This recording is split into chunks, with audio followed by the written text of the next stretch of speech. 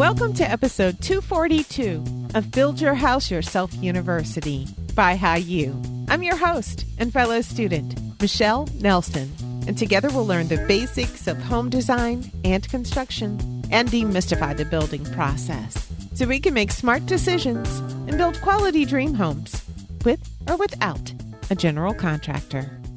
In our last episode, we talked about the future of open concept homes. If you missed that show, take a listen to episode 241. As I mentioned in that episode, there's been some talk about open concept houses becoming less popular because the pandemic has highlighted the need for private spaces within our homes. But I predict that although we may see some changes in house plans going forward, open concept homes aren't going anywhere. Since I believe most houses will continue to have at least some open concept areas, it's important to learn to decorate those areas. Open plan homes with great rooms that combine the kitchen, dining room, and living room make smart use of space, increase natural light, and make it easy for family and friends to be together. However, with few walls or defined borders, and with clear sight lines from one space to another, open plan rooms can be tricky to decorate. It's a challenge to strike a good balance between cohesiveness and separation. This week, we'll discuss some common mistakes people make when decorating open floor plans. This list of mistakes and their solutions come from an article on Houzz.com. Houzz asked 5 design experts to share the most common mistakes people make when going open plan and how we can steer clear of those mistakes. Let's get right into it. Mistake number 1, no zoning. For visual appeal, clear identification of spaces, and functionality, an open plan space needs to be zoned into separate spaces.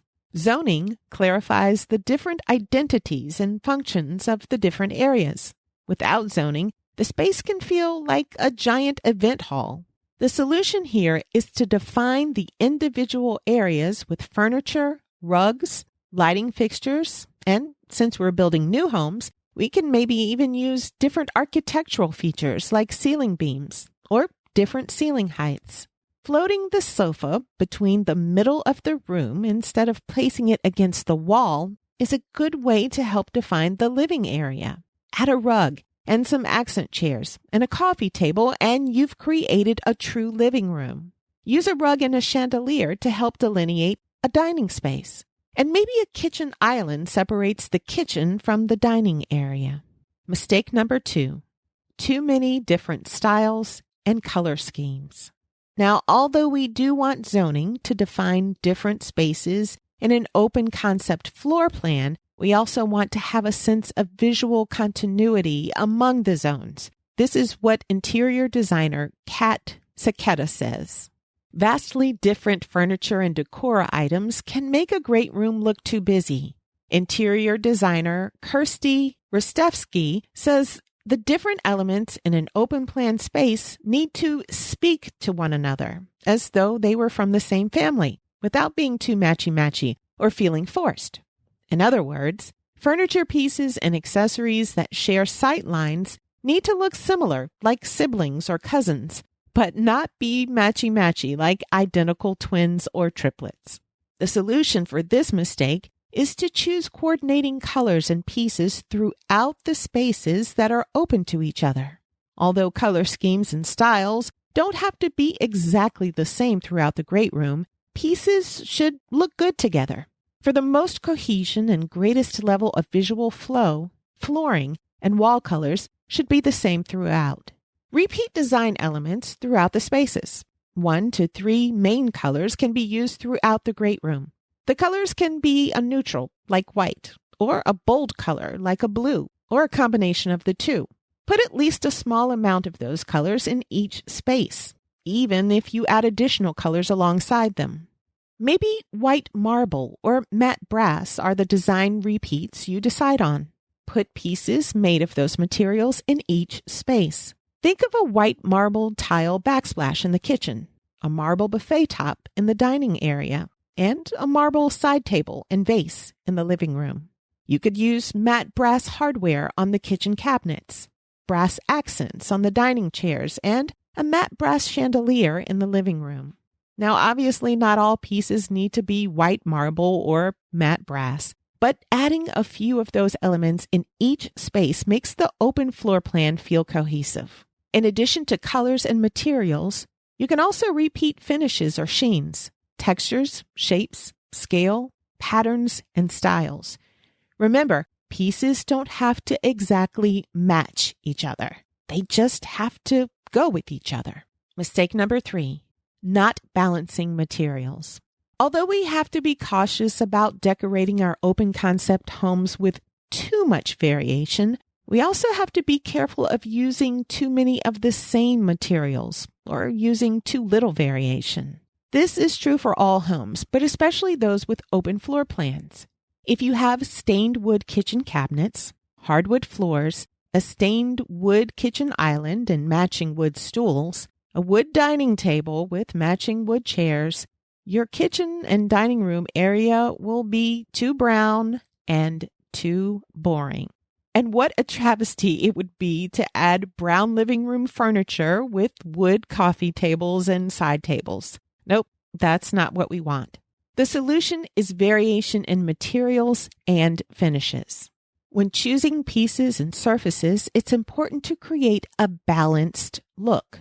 For example, since the kitchen has a lot of hard surfaces and square or rectangular pieces, balance materials in the adjacent spaces by adding curves and round shapes, soft textures like upholstered furniture, rugs, pillows, drapes, and throws, and add interest by including different materials like metal, wood, glass, ceramic, and stone. Some surfaces should be shiny, some matte, and some with a low satin type sheen. Mistake number 4, poorly planned lighting.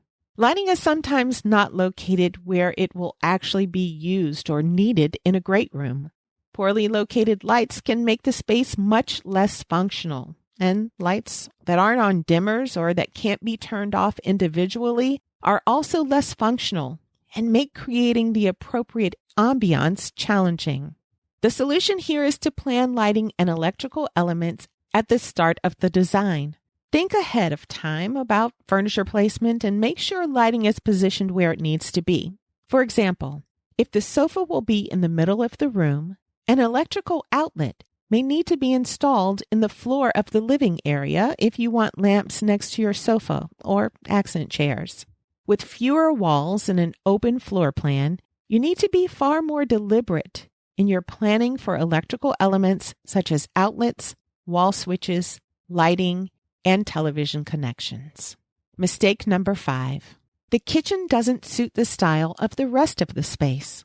In open plan spaces where the kitchen has no style or color relationship to the adjoining spaces, the great room can look chaotic and disjointed. You don't want a sleek minimalist kitchen next to an ornate maximalist living room. The solution is to style your kitchen in a similar way that you style your adjacent living and dining spaces.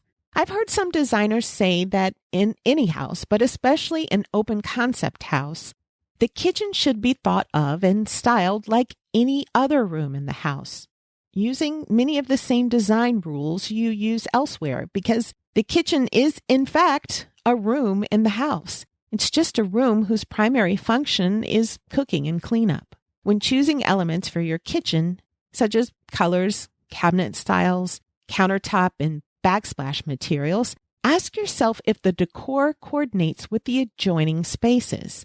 As we've discussed, repeating the same colors and finishes in your kitchen, dining room, and living spaces can help create a sense of cohesion between the areas. Mistake number 6, furniture with the wrong proportions. Furniture that's too big for an open plan space can inhibit flow from one area to another.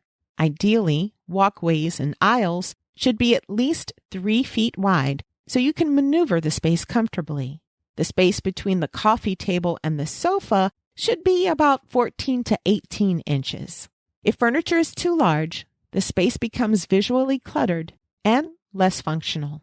Now, although we don't want furniture that's too large, We also don't want pieces in our great room that are too small. Furniture that's too small will make the great room feel cavernous and cold. Here's the solution. Before you purchase furniture, play around with the furniture proportions with graph paper sketches of your room or online floor plan tools that I talked about in episode 237 called 7 Decorating Mistakes and How to Avoid Them. Once your house is framed, you can also use painter's tape or chalk to mark out the dimensions of furniture pieces you're considering for your spaces. If you have a small great room, look for furniture that does double duty or triple duty, like a storage ottoman that can be used as a coffee table, for storage, and for extra seating. Well, those were our mistakes and solutions for today. That's all I have for you. I hope those tips help you out. And I hope you'll join me again next time for another episode of Build Your House Yourself University by BYHYU. Please remember that the purpose of this podcast is simply to educate and inform. It's not a substitute for professional advice. The information that you hear is based only on the opinions, research, and experiences of my guests and myself. That information might be incomplete, it's subject to change, and it may not apply to your project. In addition, building codes and requirements vary from region to region, so always consult a professional about specific recommendations for your home.